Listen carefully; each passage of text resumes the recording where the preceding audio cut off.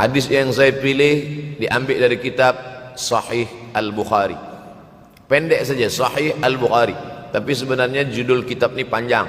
Al-Jami' As-Sahih Al-Musnad Al-Mukhtasar min umuri Rasulullah SAW wa sunanihi wa ayyami. 7. Disebut dia Al-Jami' kerana dia mencakup 3 aspek: akidah, ibadah, akhlak. Al-Musnad kerana hadis-hadisnya bersanad dari Imam Al-Bukhari sampai ke Nabi Muhammad SAW. Ada silsilah. Al-Mukhtasar kerana dia ringkasan 7.275 hadis sahaja, padahal hadis Nabi banyak, maka dia ringkaskan, dia kecilkan menjadi 7.275 hadis. Min umuri Rasulullah, semua perkara-perkara Rasulullah, wa sunanihi, kebiasaan-kebiasaan Rasulullah, wa ayyami, hari-hari kehidupan Rasulullah SAW. Disebut Sahih Al-Bukhari. Bukhari bukan nama orang, Bukhari nama kampung, Bukhara, Uzbekistan sekarang. Nama dia Muhammad bin Ismail bin Ibrahim bin Al-Mughirah bin Bardizbah Al-Bukhari. Bardizbah datuk dia yang kelima mu'alaf masuk Islam, Majusi, penyembah api, dari Persia, Iran sekarang. Muhammad bin Ismail bin Ibrahim bin Al-Mughirah bin Bardizbah. 16 tahun berkeliling, 16 tahun berkeliling Makkah, Madinah, Syam, Suriah, Mesir, balik, barulah kemudian dia menyampaikan hadis-hadis Rasulullah SAW. 16 tahun belajar hadis, baru dia mengajar hadis. Kita sekarang 16 kali masuk, itu pun ada 2-3 kali tak datang sebab jam. Selepas itu nak mencuba mengajar hadis dan berkata, kalau Bukhari mengajar hadis, aku pun boleh mengajar hadis. Bukhari makan, aku makan. Bukhari minum, aku minum. Bukhari manusia, aku manusia. Bukhari mengajar hadis, aku mengajar hadis. Betul, tapi Bukhari mengajar hadis dari kepalanya, kita mengajar hadis dari laptop. Mati laptop, hilang hadis. Oleh sebab itu maka Imam Al-Bukhari, Masya Allah, Tabarakallah, berapa hafazan hadis Imam Al-Bukhari? 600,000 hadis, 600,000 hadis. Lalu kemudian dari 600,000 hadis dia buang hadis-hadis dhaif, dia buang hadis-hadis maudhu', akhirnya 300,000 hadis. Dari 300,000 itu dia kecilkan lagi menjadi 7.275 hadis. Itulah yang dikaji oleh umat Islam dari mulai maghribi hinggalah ke semenanjung Melayu. Mudah-mudahan anak cucu kita ada yang menghafaz dan mengajarkan hadis-hadis Sahih Al-Bukhari, insyaallah. Diambil dari kita, diambil dari bab zuhurul fitan. Zuhur, muncul, tampak, datang. Fitan, jamak dari kata fitnah. Fitnah 1, 2 fitnatan, 3 fitan.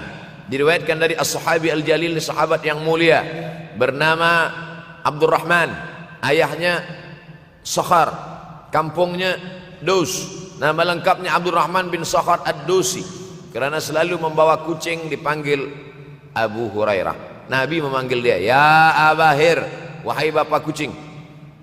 Ya Abahir, wahai engkau orang yang selalu membawa kucing. Hatinya lembut, tak sampai hati dia menengok ada kucing tak makan, dia bagi makan. Abu Hurairah radhiyallahu an. Apa kata Abu Hurairah radhiyallahu an? Aku mendengar Nabi SAW bersabda, di antara tanda-tanda dekatnya hari kiamat itu adalah, dalam hadis ini ada 5. Yang pertama, yataqarabuz zaman. Zaman, masa, waktu makin pendek, makin singkat, makin tak terasa. Dulu nampak budak-budak, sekarang sudah jadi mak budak-budak. Dulu nampaknya lama zaman masa ini, sekarang cepat saja. Dari pagi ke petang, petang ke pagi, pagi ke petang, petang ke pagi. Bahkan sekarang ada pula orang yang tak tahu petang, tak tahu pagi. Pagi tidur, petang tidur. Tak terasa saya ini sudah 8 kali datang ke Kuala Lumpur. Awal-awal sekali 2014, 2015, 16, 17, 18, 19, 20. Sudah kali yang ke-7. Saya datang setahun sekali saja, setiap bulan Februari. Bulan Februari datang. Rupanya dah yang ke-7 kali. Bulan Februari. Ini saya bagi tahu supaya kita semua faham. Saya datang bulan Februari, supaya tak datang balik, datang balik, datang balik, datang balik. Sekali datang dari tarikh 2 hingga 9. Pusing, balik. Rupanya sudah kali ke-7, ke-8 kali datang menyampaikan tazkirah. Tak terasa, dulu saya datang kemari belajar di UKM tahun 2003, sekarang sudah 2020, 17 tahun. Tak terasa. Yataqarabuz zaman. Tanda-tanda kiamat, fitnah akhir zaman sudah dekat adalah yataqarabuz zaman, kata Nabi SAW. Waktu tak terasa. Tak terasa dah engkau dah datang aja. Tak terasa waktu begitu cepat engkau sudah datang saja nak menagih hutang. Orang berhutang ni pun rupanya tak terasa juga orang datang. Yang memberi pinjaman pula terasa lama betul. Apakah beza antara 5 minit dulu dengan 5 minit sekarang? Sama. Apakah beza antara 24 hours, 24 jam dulu dengan 24 jam zaman Nabi dengan 24 jam zaman sekarang? Sama. Tak ada beza. Mataharinya sama, bulannya sama, buminya sama. Yang berkeliling mengelilingi matahari sama. Apa yang membuat berbeza? Apa yang membuat zaman itu yataqarabuz zaman? Ada hal-hal yang membuat kita sibuk. Dulu tak ada google.com, dulu tak ada Facebook, dulu tak ada Twitter, dulu tak ada BBM, dulu tak ada Instagram. Sekarang waktu habis. Bila kita tanya orang mana yang lebih lama, 5 minit atau 50 menit, semuanya sepakat mengatakan 50 menit lama, 5 menit kejap. Saya tanya 2 kali, pelajar-pelajar, penuntut-penuntut, mana yang lebih lama, 5 menit atau 50 menit? Semuanya berkata 50 menit lebih lama daripada 5 menit. Lepas tu saya balik, mana yang lebih lama? 5 menit menunggu azan maghrib bulan puasa, 50 menit status FB, Instagram. Oh, lebih lama 5 minit menunggu azan maghrib. 5 minit menunggu azan maghrib bulan puasa macam-macam mati jam. 50 menit hilang waktu tak terasa. Itu menunjukkan hadis Nabi itu, semakin saya baca hadis Nabi, makin kuat keyakinan saya, makin kuat iman saya, makin hilang keraguan saya bahwa yang berbicara ini bukan manusia biasa, tapi dia dapat wahyu dari Allah. Wa ma yantiqu anil hawa in huwa illa wahyun yuha, melainkan wahyu dari Allah Subhanahu wa taala. Yataqarabuz zaman, masa begitu cepat berlalu tak terasa. Sebulan seperti sepekan, sepekan seperti sehari, sehari seperti sesaat. Akhirnya kita pun kehilangan waktu, habis. Saya Ustaz Abdul Somad, memang zaman ini tak terasa cepat betul. Rasa-rasa kejap dah bulan Ramadan, tak terasa baru saja Idul Fitri dah masuk pula lagi. Masya Allah, begitu cepatnya masa berlalu. Maka jangan sampai kita, semakin saya baca hadis ini, semakin kuat keyakinan saya bahwa Nabi Muhammad sallallahu alaihi wasallam mendapat wahyu dari Allah Subhanahu wa taala. Semakin kuat keyakinan dan keimanan. Kenapa? Seandainya Nabi berkata zaman nanti di akhir zaman itu semakin cepat, semakin dekat, semakin berlalu tak terasa, tapi kemudian zaman yang kita lalui tak sama seperti yang dikatakan Nabi. Mungkin datang juga keraguan dalam hati, betulkah ini? Tapi ternyata 1441 tahun lampau, 1440 tahun yang lalu Nabi mengatakan, dan hari ini terbukti zaman begitu cepat berlalu. Masya Allah, tabarakallah. Hari inilah ditemukan internet, hari ini datang television, hari ini datang WhatsApp, hari ini datang yang melalaikan kita daripada Allah Subhanahu wa taala. Sehingga waktu datang sembang-sembang, cerita-cerita, tengok ini, update ini, tulis ini, tengok ini, pandang ini, habis waktu berlalu. Padahal waktu inilah yang akan ditanya oleh Allah Subhanahu wa taala. 6 kali Allah bersumpah demi waktu. Terbit fajar, wal fajri wa layalin nashr, masuk waktu subuh. Was subhi idza tanaffas, masuk waktu duha. Wad duha wal laili idza saja, masuk waktu siang. Wan nahari idza tajalla, masuk waktu asar. Wal asri innal insana lafi khusr, masuk waktu malam. 2 kali Allah bersumpah demi waktu malam. Wal laili idza saja, wal laili idza yaghsha. Kenapa hadis ini yang Ustaz bahaskan? Kami nak mendengar hadis tentang Dajjal dah lahir atau belum? Dajjal dah hadir. Mana bukti Dajjal dah hadir? kurma bisan tidak lagi berbuah. Bila kurma bisan tidak berbuah, Dajjal dah nak datang. Kurma bisan sekarang sudah berkurang, tak berbuah.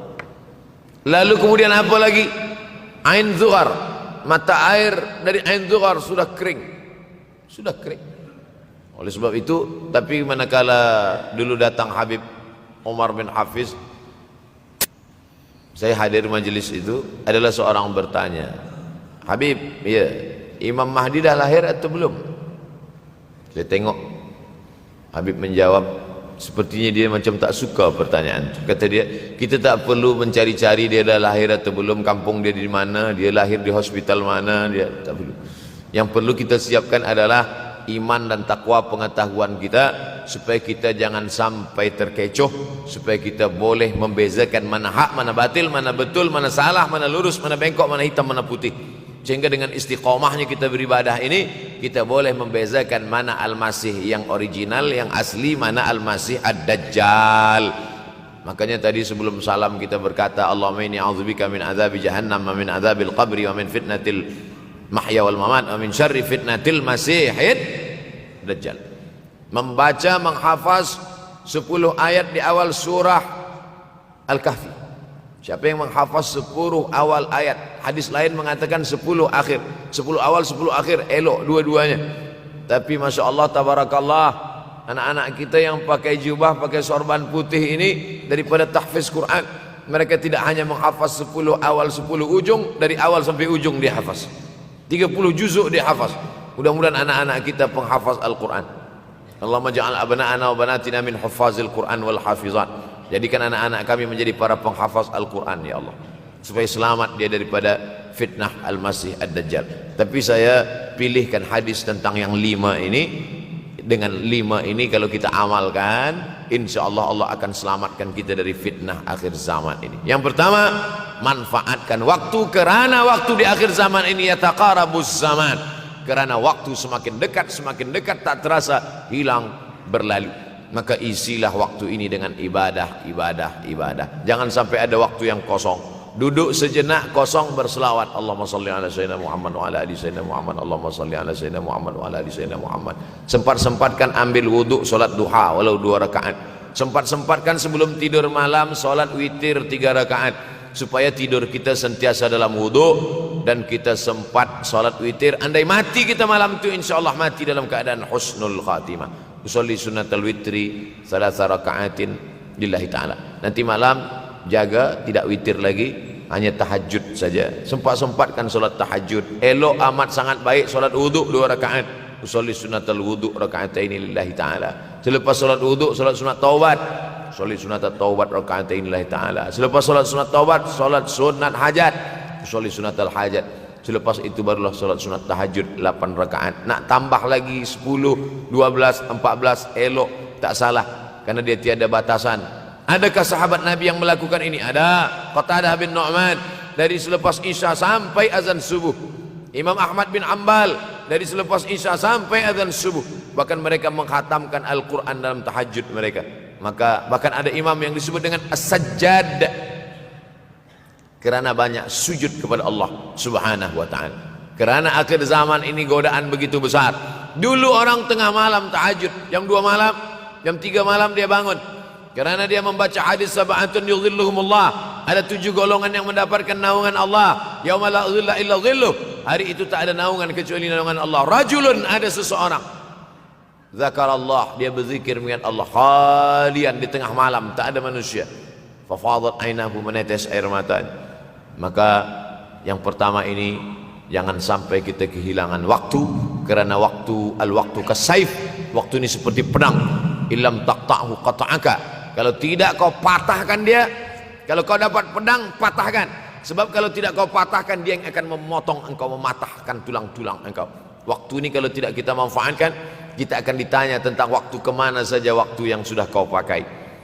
Inna sam'a, pendengaran, wal basar, penglihatan, wal fuad, hati, kullu ulaika kana anhu mas'ula. Semua akan disoal, semua akan diminta tanggung jawab di hadapan Allah. Kemana waktu yang sudah aku bagi dulu engkau pakai? Yang pertama nanti ditanya, la tazulu qadama 'abdin yaumal qiyamah. Kaki anak Adam tidak akan bergeser, tidak akan beralih dari tempat tegaknya pada hari kiamat hatta yus'al, sampai dia disoal, sampai dia ditanya. La tus'alunna yauma idzin 'anin na'im. Banyak yang akan ditanya nanti, tapi Nabi bagi tahu di antara yang akan ditanya dari sekian banyak nikmat itu 4. Yang pertama, an umrihi fima afnah. Umur kemana engkau habiskan? Hari ini ada anak-anak muda belia umurnya 17 tahun. 17 tahun habis menghafaz Al-Quran. 17 tahun habis iktikaf dalam masjid. 17 tahun habis berzikir, berjubah, bersorban, mengabdikan ilmu, berkhidmat kepada ulama. 17 tahun habis. Tapi ada pula yang dibalik, 71 tahun habis. Rumah, office, kopi, rumah, office, kopi, rumah, office, kopi, batuk, mati, habis. Apa yang dapat kita bawa menghadap Allah SWT? Yang pertama, yataqarabuz zaman. Yang kedua adalah wa yanqusul ilmu. Ilmu semakin berkurang.